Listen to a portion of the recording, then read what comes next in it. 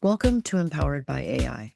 I'm Michelle Muncie Silva. This podcast is for women building what's next and using AI with intention. In Season 7, you'll hear from founders, entrepreneurs, business builders who are redefining success, creating on their own terms, and moving with intention.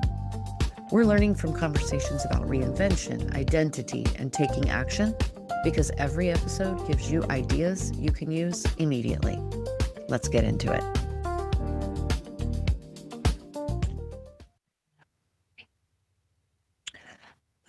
Nadege, I am thrilled with the expertise you are bringing to the table for this episode because I don't know that a lot of people have considered the work that you are bringing to the front. So I would love to have you introduce yourself and just tell us a little bit about you, and then we're going to dive into the work that you're doing right now.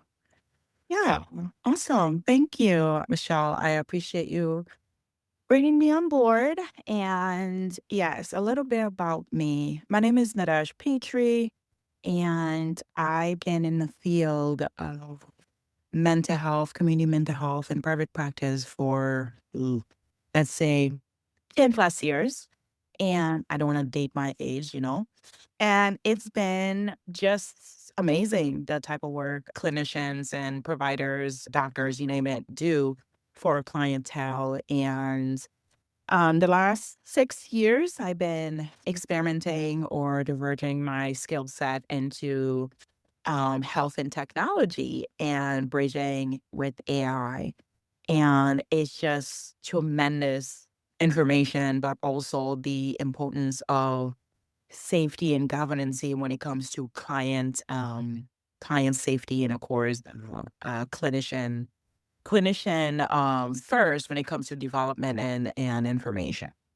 And what was the moment for you where you realized someone had to build the thing that makes governance actually come to the front and be operationalized? And that someone might be you. Yeah, my goodness. It's a really good question, honestly. If I could think back, like way, way back. I believe I was just maybe my second year in my master's program at Nadege College in Buffalo, New York. And we were, in class and talking about different ethics. When it comes as a therapist, we are upheld by Code of Ethics, so APA Code of Ethics. And of course, whatever state we're in, also by that state's governance as well.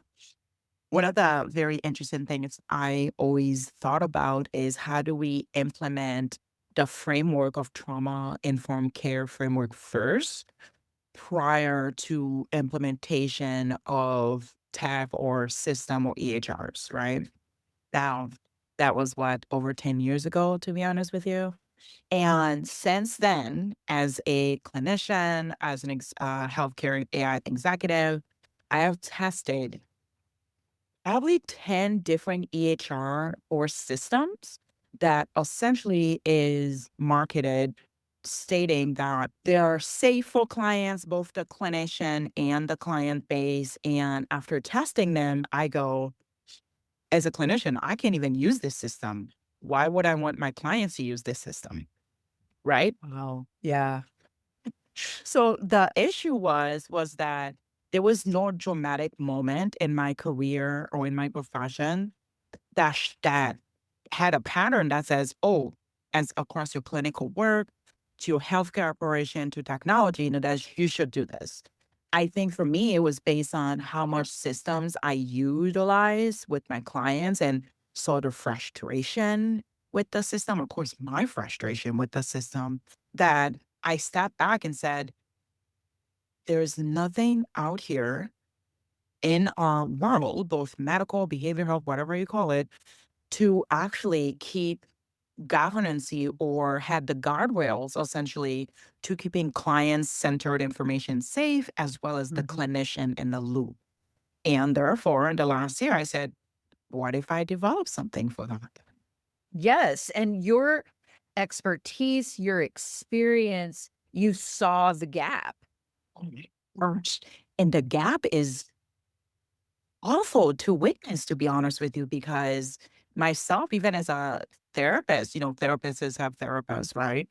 At least should be, or should, and I'm seeing like the type of system that my therapists use, and I'm seeing the type of system that I'm telling my clients to use based on the practice, and I'm going, this doesn't work. Like the information, the cybersecurity in the 21st century, you call it, right? But the thing is, it makes me feel grounded to bring my clinical expertise, my years of experience experimenting with these systems to go to my engineers and the developers and say, hey, so this is what I've been seeing. And I come with research, 10 years of research with all of these systems I have utilized and say, there's no trauma-informed framework systems that grounds the client in the beginning of the intake form, to the middle of the intake form, to the end of the intake form, to help them ground and feel more in control in that moment. Because actually seeking help or seeking therapy or seeking any form of service is extraordinarily hard. It's very difficult. So why not make it easier, but not easier, but why not make it smoother, less less triggering to clients, or less triggering to the therapist who's actually asking these clients this question and are hearing their trauma and their experience. And from a trauma perspective, if we already have trauma in our own body, get traumatized or activated by the verbiage or narrative of these clients and these stories. Why not create a system that, yes, keeps our clients safe, but as well as reassuring the clinician are also safe in that given process as well. Yes. Yes. And I'm curious as a founder, because you mentioned you're talking with your engineers. You're now the person building the product instead of the executive that's evaluating someone else's. So was there something that was uncomfortable about that? Did it feel like something else entirely from healthcare executive? Short answer, yes. Yeah. It can be uncomfortable, not just changing niches, but I don't really think I changed my niche. I just saw there was a need. There was a need for change in our society that was necessary, especially when it comes to client first or client centered treatment that combines trauma informed, meditation, grounding techniques. So for me, yes, it was uncomfortable to switch from a clinical executive mindset to a founder when it comes to tech and technology. For me, the uncomfortable part of this was the level of personal accountability. I felt like I had a personal accountability when it comes to client safe, client governance system first. And as an executive, I could, like you said, evaluate products. Yeah, this works, doesn't work, audit, no problem. I was able to identify risks and provide recommendation to some of these systems or these organizations. But as a founder, I had to make the decision behind the product itself. There is no committee that comes and say, hey, stakeholder, hey, let's meet together and let's evaluate and give us your feedback. I was the one who actually look at the system, who is able to look at the hidden problems or the gap, like you mentioned earlier, and make decision that is based on effective trust, safety, regulation, and resources for ultimately the safety of our society, of our clients. And you have talked about a 5 checkpoint framework. Review, validate, assign ownership, monitor, escalate. It reads like a governance policy. Yeah. So, how did you turn that into actual product architecture? Because, of course, you're working with engineers. So, where's that moment where good governance and good software pulled in different directions? And how do you win? win, right? How do you win in this? First of all, as a woman, it's, and there's statistics out there, right? Women in the healthcare, not just in healthcare, but in technology or in AI, is very, I wouldn't say non-existent, but it does exist. It's just really small. So coming in as a woman-led founder in a healthcare AI system is not really heard of, to be honest with you. I mean, it's out there, but it's really small. So for me, like you mentioned, the 5 chapters, as you just reviewed, are the fundamental side to creating these systems. I get pushback from my engineers and developers. They said, Nadege, why don't we just, we can tackle this on later. I go, no, no, no, no. This is actually framed right from my signing, from just signing the NDA or the system developing. This is just started from paperwork itself. This is way before we implement the system or deploying the system. So what I've found out from my many years of research and talking to developers and my consulting team is that they go, Nadege, there's nothing like this out there. And I go, no kidding. That's why I built it. This is why I am here. This is why we're, you and I are hitting, heads against each other, from the engineer, from the clinician, and we're hitting heads. And it doesn't mean like their perspective is wrong as engineers or IT or tech individuals. No, they have the right frame of mind, but I am asking them to do something that is really uncomfortable. Very uncomfortable, very different, which is essentially different from their niche, right? They're used to, they go from phase 1 to phase 6, how to build a system. I said, yep, that looks beautiful. Now I'm going to challenge you and ask you, how do you plan on implementing a trauma-informed framework first with regulation and client sensitivity? And I get this blink, staring eyes, and they go, we actually never done anything like that. I said, awesome, let's do it then. Right? Never done anything like that, right? So my first checkpoints of review and validation, mind you, this is a weekly, daily process for me. This is not just, oh, this is something I'm going to address when the deployment happens. No, this is literally the foundation, the groundwork for what my engineers and my development team start with first, and then we implement the software and the algorithm and all of that. I am super curious right there, because this is one of the first of its kind, and you see so clearly the need. Right. You ever struggle with that doubt, whether the industry actually wants it, even though you know it is so needed? Yes.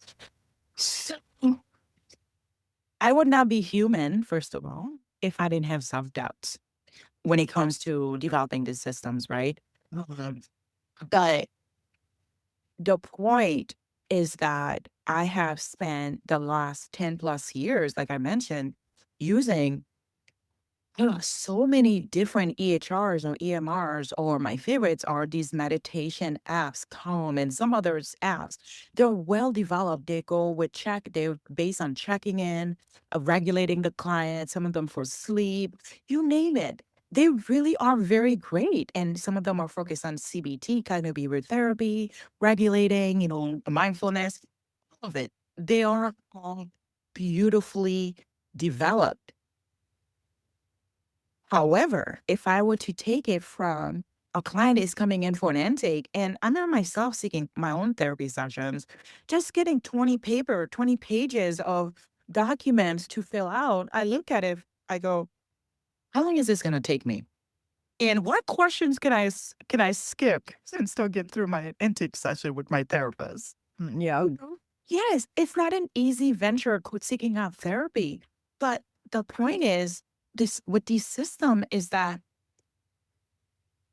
is it clinician-led? Is it a therapist-led? Is it a doctor, a physician-led system? Meaning we come in, those providers come in with the ideas and the framework and the governance and the safety, and then go to the developers, the engineers, and say, hey, your skill set is amazing. but can we tag team? Can we work together to develop something that just don't better just the United States, but better our whole society as a whole?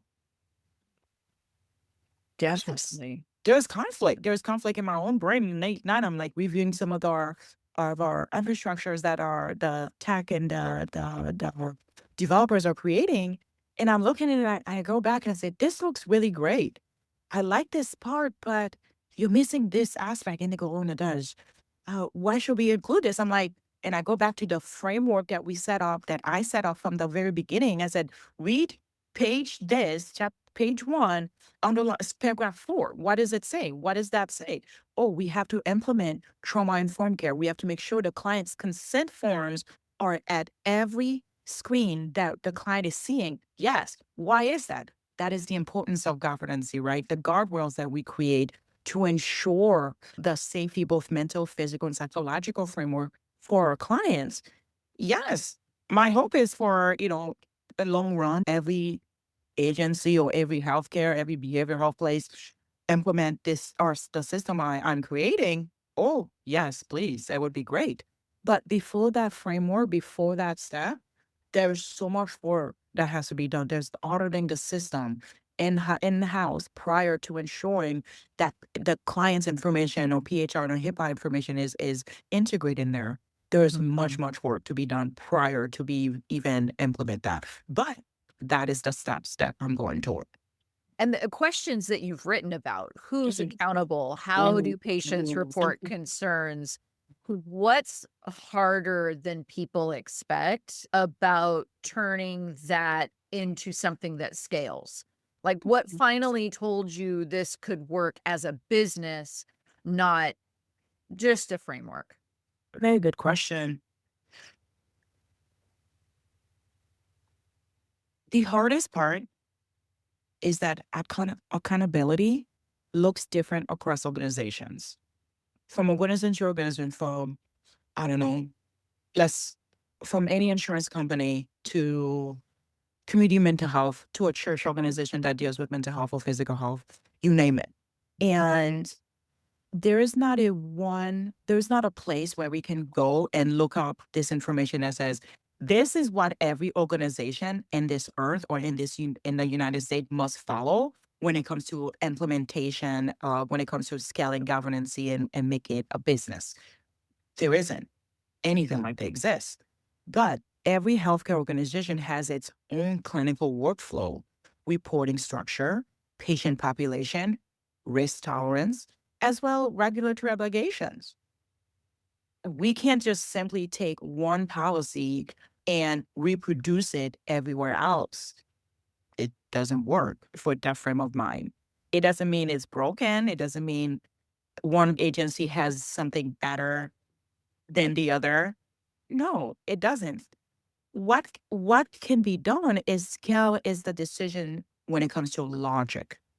Every organization should review the use when it comes to each case or whatever that may be. I don't know. Validate the evidence based on research and material and consistent auditing of their system. Name accountable humans. Now, mind you, I didn't say agents or AI agents or cloning agents at all. Right.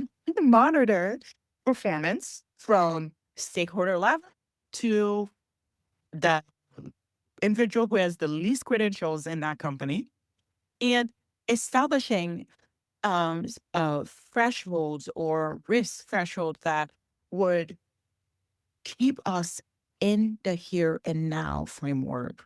The framework can remain consistent through different roles, thresholds, workflows, configuration, no matter where it is, which agency it is, but it is being consistent, not deploying the system and go a year later, 6 months later, or 5, oh man, we should have done X. It's like, by then it's too late, way too late, because the most important aspect of the system I'm creating is keeping clients centered first, with clinicians' expertise first, no matter what. Yes, it would be convenience for me that we could build a business that is recognized for what we're building, for what we're setting out to do. That is the point. That would be great. But we cannot isolate problems or policies as, oh, it's only this organization's wrong. It's everyone is being affected. And we should have a system, essentially, governance, whatever you want to call it, that is built on that. When governance improve adoption, reduces uncertainty, right? Risk, support clinicians, give leadership defensible evidence of oversight. Not when the issue happened, then we're trying to do oversight. Then by then it's too late. And no client, no clinician in our field, clinician is primary care doctors to OBGYN to a therapist, they're not going to trust the framework if they're not leading it. Yeah, they have to be involved. They have to.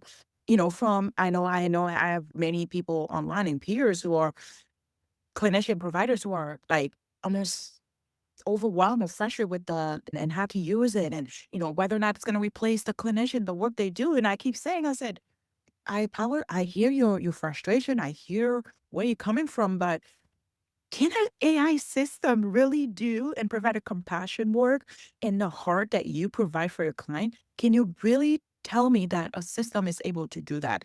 Clone that? No. We need human in the loop of manufacturing or developing of AI and systems. We can't be taken out of the system because we currently have it. It doesn't work. And for the woman who's listening right now, she's sitting in a leadership role, building something on the side because she sees that gap, that painful gap. What do you wish someone had told you before you made those moves to make governance your product instead of your advice? That is so good. That is a really good question. If I could speak to that woman or women's or just myself 10, 20 years ago, right? I would tell her or them that the gap that you see is real. You're not crazy. You're not crazy, right? Yes, I do. See, it's curious too. Please be the first. And there's other women out there who, like yourself, Michelle, who reached out and said, hey, I love what you're saying. I love what you're doing. Like, can we talk about this? I go, yes, please, let's talk about it because the struggle is real, especially as being a woman, but as well as seeing things that others in our peers or organizations say, oh, this is no big deal. This is just a tech problem. This is to put a ticket in. They'll fix it. It's no big deal. Put a ticket in. It'll be fixed.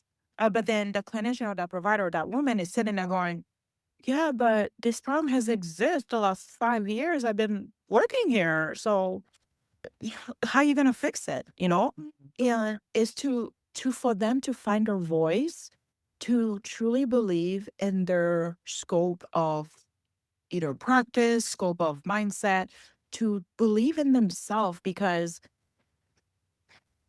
we live in a world that is not easy to move up the ladders or even go on your own to do your own thing because you're always going to have that fear in the back of your head that's saying, are you sure you want to do this? You're living in a perfect job that has really good benefit or and you have a family to feed, all that, right? All that sounds wonderful. Yep. But the beautiful thing about fear, right? Fear is there to help us kind of get a foot in the door, not just kind of push us through. But fear can keep us stuck, going through the same system, using the same system, and we just keep at it, and it's not helpful. So what I could say to these women or even to anyone is, you see the gap. Surround yourself with like-minded individuals who also see this gap, and you guys will make that change. I love it. I love it. Nadege, thank you so much for leaving us feeling so empowered and allowing things to be so possible. You are going to make the world a better place. I fully believe that. Thank you so much. I appreciate you taking the time and collaborating with me on this. And Yes, I mean, we're here to make a change in this life, right? So we try best as we can, and that's my goal. So if someone wants to reach out to you, they want to share a little bit about their own journey, they want to hear more about yours, where should they contact you? Yes, thank you. My website's getting there, so don't contact me on the website because it's not up yet. It's coming. It's coming. It's coming, guys. It's coming. But yeah, you can contact me at visionarypathway.co, which is the company that deals with consulting individuals, and not just individuals, but also businesses and healthcares. And I also have a LinkedIn right under my name. You can find me there. Just reach out. But also you can, send me an email through my agency email, and I can provide that as well. And I monitor it all the time. So it's not like somebody's going to email me full right through the crap. And so my email is actually visionary.path.info at proton.me. Just send me an email or just find me on LinkedIn, and I'll be more than happy to collaborate with you and just get your voice heard because it's important. I love it. Thank you so much, Nadege. Your time, your expertise is priceless. Thank you so much, Michelle, and thank you so much for looking at the importance of empowering women in AI so much. You've been listening to Empowered by AI, and I'm your host, Michelle Muncy Silva. If something from this episode clicked, don't let it stop here. Take one idea and try it out this week. And if you want to go deeper, head over to the Empowered by AI, the Slay Effect YouTube channel. Like, subscribe, and join us there so you don't miss out on what's coming next. All the links and resources are in the show notes. I'll see you next time.